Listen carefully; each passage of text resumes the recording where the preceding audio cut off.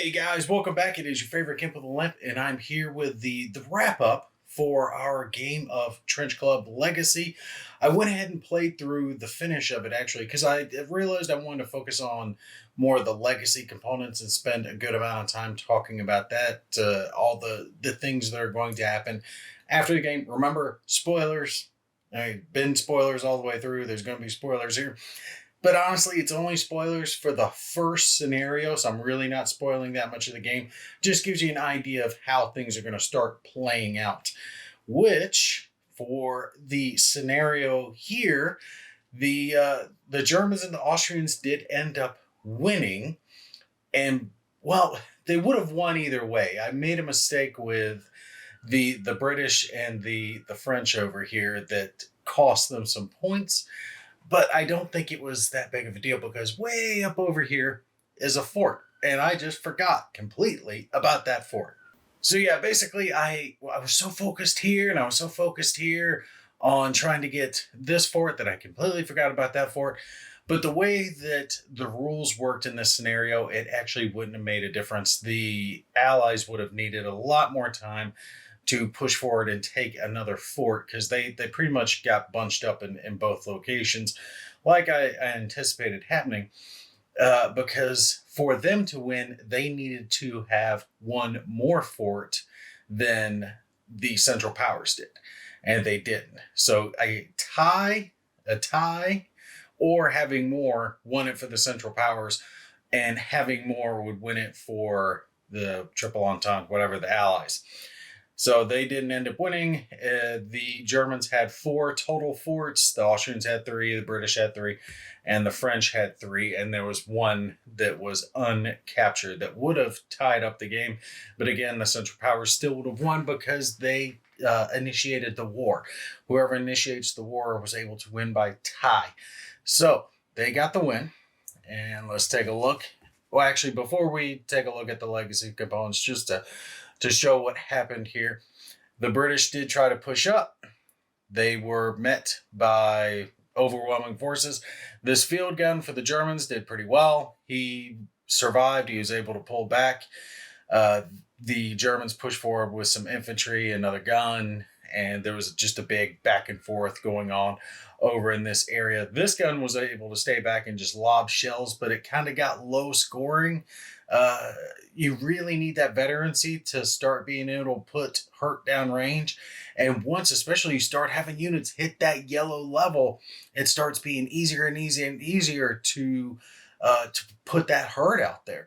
I didn't even worry about the last round buying units for any of the factions because it was the last round. There was no reason to worry about spending that money, you know? Anything that would be produced would just end up in a fort and not be able to join the battle anyway. Let's pan down and see what happened with the Austrians and the French.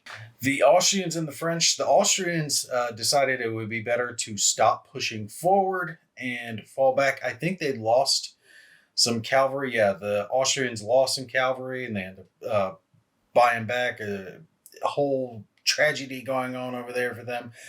But their one field gun or howitzer, whichever one, I think this is howitzer for them, was just standing there and putting out the pain, and it took all the damage. It had one health remaining. I mean, no reason for it to fall back because it never got... it would never be able to get repaired and get back in there, so it just stayed in the fight, and they were not able to take it. Again, part of the problem was some of their ranged attacks didn't get in the right position. You know, their howitzer gun instead of having the field gun. That field gun just does such a good job compared to the howitzer. I really think I like the field guns better because they can hit at 1 to 3, which really comes into effect. Yes, the howitzer has 1 extra hex of range, but it's limited to 2 hexes of range. Only hexes at 3 to 4 versus the field gun with its range of 1 to 3. Let's see. Yeah. You see a field gun, 1 to 3 range on its hexes, and then howitzer can reach out further, but it's only limited to 2 hexes. So it can only hit in this little radius out around it. I do believe the French would have started to push them back. The Austrians started to take some casualties over here as well. But locking them up on the bridge was really a way to hold it because the French could not push past. And the Austrians again realized they didn't necessarily need to push forward because of the objectives of the scenario. They just needed to kind of hang there and take the beating and keep putting units into these bridges to stop them from being able to move forward. And we have one little German mounted infantry down here that ended up doing jack and crap because he ended up running down, but it didn't matter. The Austrians were able to hold. So with all this going on, we need to focus on our card here, and this is our instructions card, and it tells us what to do after the battle. If the Central Powers won, you get the newspaper D. If the Entente won, then you get E. The winner puts his country flags on the timeline and a territory on the legacy board, which is going to be this thing. But again, I'm using one I printed out so I don't mess up the board. But this is double-sided, so you can use it a couple of different times. But the winners will be able to put some stickers on here, start gaining some of these victory points and also some research points. But remember, they also got some shame points because they started the war. All right, so as far as cards go, we need to draw 7, and 12 would be for the next battle. We're definitely not going to start the next battle, but I am going to show you guys what happens after this battle. All right, and for our newspaper clipping, and honestly, I think this is something that just really adds that little extra touch to the game, the newspapers, and it's kind of keeping track of what happens in the war. And don't forget, since I won this one, the AI, the Atama for the allies is going to bump up. So they're going to go from normal to hard on the next one, which means they will get bonus units for each one of them, British and the French, just depending on who's involved in the battle. But for us, we have major land wins for Germany. The combined surprise attack of German and Austria-Hungary forces on France resulted in a major land wins for the Central Powers. Multiple forts were conquered. German Emperor Wilhelm II visits the front to congratulate the troops. The Belgian government invoked Treaty of London, which immediately caused Britain to declare war on Germany and Austria-Hungary. Troops of the British Expeditionary Force, which were stationed in France and Belgium, engaged in the battle on the side of France. So basically, World War I has begun in earnest. But you'll notice they told me to draw 7, and then the next battle starts with 12. So you know there's going to be a lot of stuff going on, and that's where these cards come into play. Now, this doesn't have to do with the legacy board specifically. It's really getting into the research options. And basically the way this says to do it is like the winners get to choose which research options they want to go with. And I was thinking about it. All right, pulled them out, and we've got 8, 9, 10, and 11 as our research options. And basically, they're going to get to choose first, and then the Tama will randomly choose between the two of them on what they're going to get. And I think, I don't know. Let me think. All right, so since guns did such a good job, I know I want artillery, but I think I also want armor, right? I want those tanks. And I think infantry is going to be a needed but a lesser choice because aviation, I think, is going to be a huge boon as well. I know for Germany, I'm going to give them artillery because Germany's special weapon, their special unit, is the Big Bertha, right? So they've got the biggest gun on the board, does massive damage, really, really cool. That's their special unit. So if their special unit, just to them, is a artillery piece, then I should give them the artillery piece. And I was sitting there thinking about it for Austria-Hungary, like which of these? And you would think infantry because they have the anti-tank gunners, which are infantry. But then I'm also sitting there thinking about it. I don't really want the Allies to get one of the cards that's good for them. Both Britain and France have armor. as their special unit. A different type of tank is their unit. The Renault for the French, and then the female version of the British Mark whatever something tank for the British. So I think I'm going to go backwards. I think I'm going to do this. I'm going to take armor for Austria-Hungary, even though it's not going to benefit them as much. And we will randomly shuffle these up for the British and the French. So they will get one of these. One will get infantry, one will get that. And that way I'm taking one from them, and I lose that bonus because I know Austria has that anti-tank gunner team. You would think I would want to focus on that. I mean, they're really cool. They can fire at range. They can get really good hits against tanks, but they'll get those guys regardless. So I'm not going to focus on the infantry.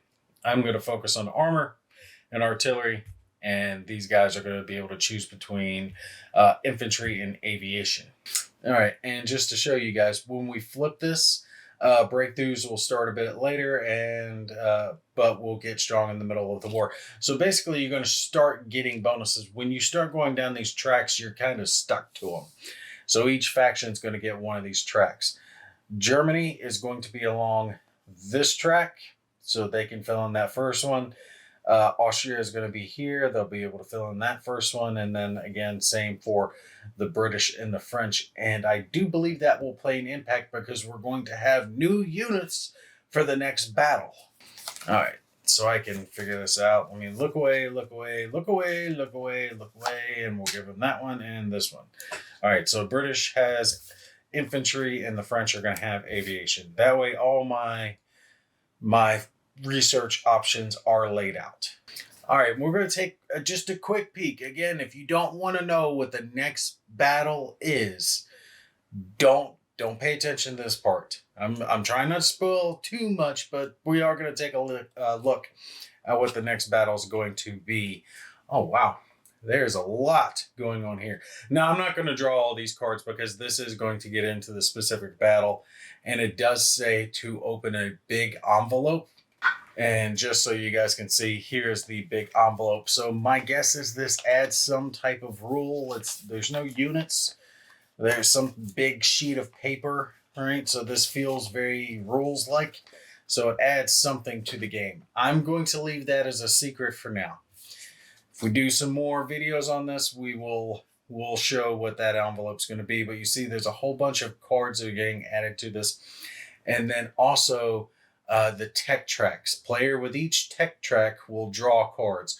So the infantry, which is British, is going to be drawing for that. So they'll get card 17.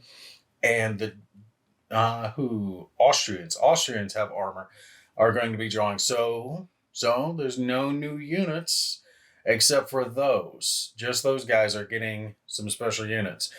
And then it shows what's going on down here again as far as like what's deployed. But you see it doesn't have the factions, it has the research tracks. So let me zoom in so we can see it. Like our tank here, they're getting Tech Unit 1. Whatever that's going to be is going to be their tank. And now we are having a little bit more being added. All the stuff we had seen previously, plus armored cars and the tech unit. And it looks like everyone is getting an armored car with the exception of the faction that has tanks. But on top of that, the infantry people get whatever their tech unit is for infantry level 1. So cool stuff. But now it does look like we might have some individualized briefings, secret things going on. I'm not exactly sure. There's boxes in there, multiple different little boxes that might have specialized units that are going to get added only for the faction that has it. Maybe the British are going to have a completely new type of infantry. Maybe not. Maybe new type of artillery. Wait, I do think there is a new piece of artillery because there's artillery pieces in each of their bags that are not field guns or heavy mortars. So there is a new type of artillery piece that will be able to be added. That should help out the Germans. And we know the Austrians are going to be able to add a tank to their game. And I think tanks are going to make a big difference especially in the amount of hits you need to apply. And ooh, they can really put out some hurt too and travel pretty decent. 3 hexes isn't bad. That's actually relatively quick. But 5 costs is pretty expensive. And then when we look at our fighters here, 10 hexes of movement. That's a massive amount of movement in this game. But again, another 5 coins, and that's a lot. As you can see, you only get 1 coin per fort. So if you've got 2 or 3 forts, it's going to take you a few rounds just to get enough money to buy a plane or a tank.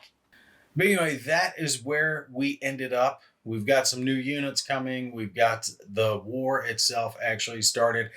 And I got to say, this is one that I could see leaving on my table and just coming to it and playing it. But like whenever I had a free moment, right? You get an evening away from the kids, you sit down, you just play through a scenario, have some fun with it. There is the Atama for the game. If you are playing it solo, there's the ability to play it head to head. There's up to 4 different players if you want to do that, maybe even 5 if the American faction gets to have their own player.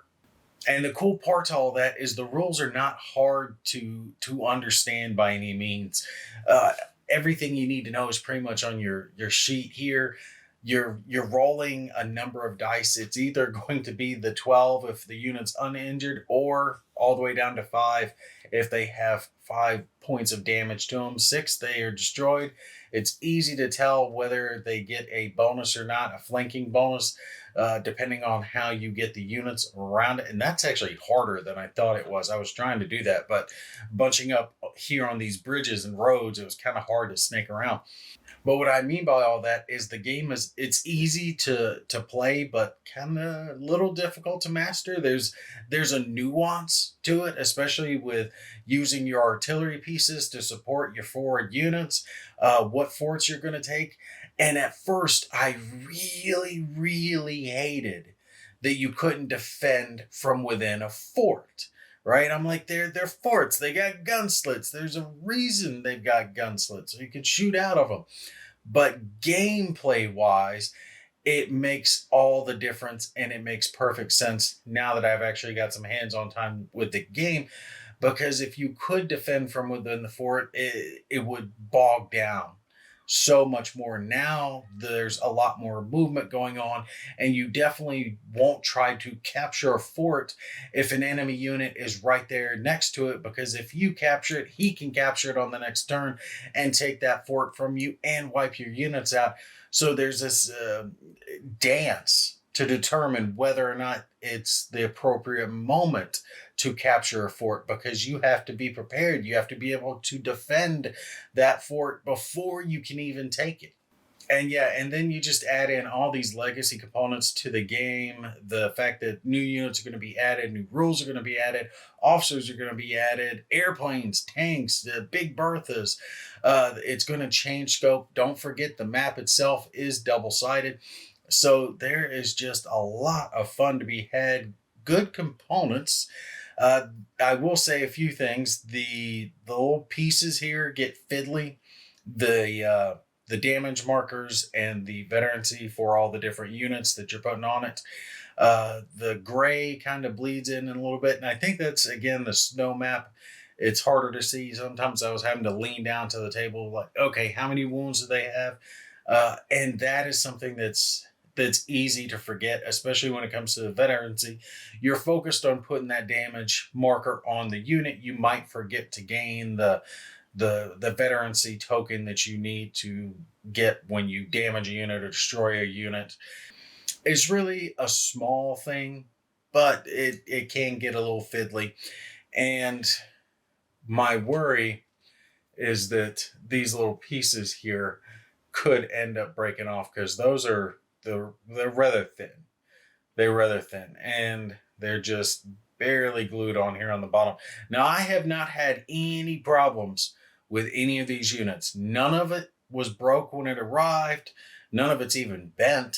None of the little plastic bases have broke off. So I'm not saying that it is a problem, but it could be a problem. This is something that I could see breaking on these little minis, and it really becomes a problem if those little pegs do break off because they're so thin that it's hard to glue them back.